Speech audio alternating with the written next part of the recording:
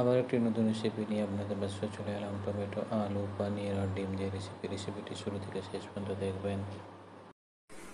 রেখে দিচ্ছি ডিম সিদ্ধ করার জন্য। ডিমটা সিদ্ধ হোক। ডিম সিদ্ধ হয়ে গেছে, ছাড়িয়ে নিচ্ছি।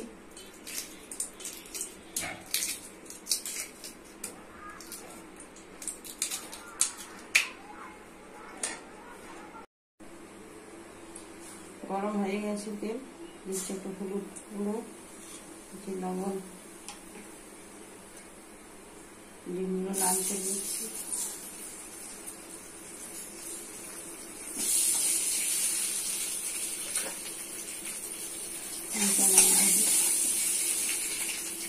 লাল হয়ে গেছে,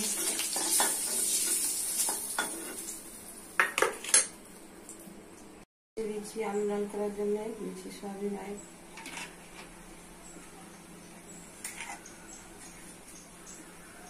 দিচ্ছি আলু,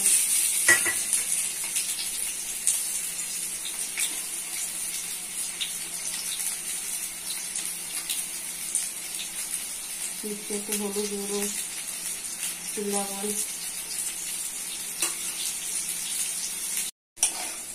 আলু লাল হয়ে গেছে, তুলে দিচ্ছি। কড়াই তেল দিয়ে দিচ্ছি পনির ভাজার জন্য।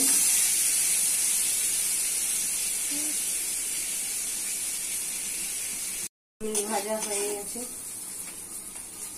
গরম হয়ে গেছে, দিচ্ছি পেঁয়াজ কুচি। লাল হয়ে গেছে, দিচ্ছি আদা রসুন বাটা। ভালো করে আদা রসুন বাটাটা ভাজবো।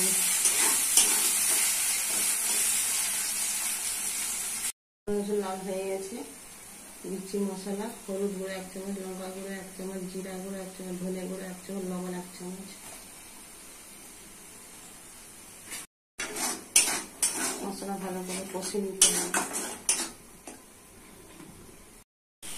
মশলা কষা হয়ে গেছে, দিচ্ছি টমেটো কুচি। মশলার সাথে ভালো করে রান্না করে নিতে হবে। টমেটো সিদ্ধ হয়ে গেছে, দিয়ে দিচ্ছি ভেজে রাখা আলু। আলু টমেটো ভালো কষে রান্না করে দিতে হবে। কষে কষে রান্না করে দিতে হবে। দিয়ে দিচ্ছি জল।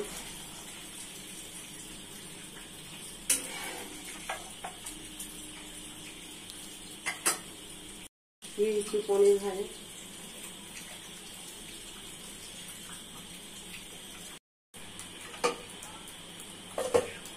দিয়ে দিচ্ছি ভেজে রাখা ডিম, গরম মশলা। হয়ে গেলে নাম করে দেখাচ্ছি। রেসিপিটি রেডি হয়ে গেছে। কত সুন্দর, কত টেস্টি। বাড়িতে করে খাবেন, পরিবারকেও করে খাবেন। সাবস্ক্রাইব করবেন, সঙ্গে থাকবেন, পাশে থাকবেন।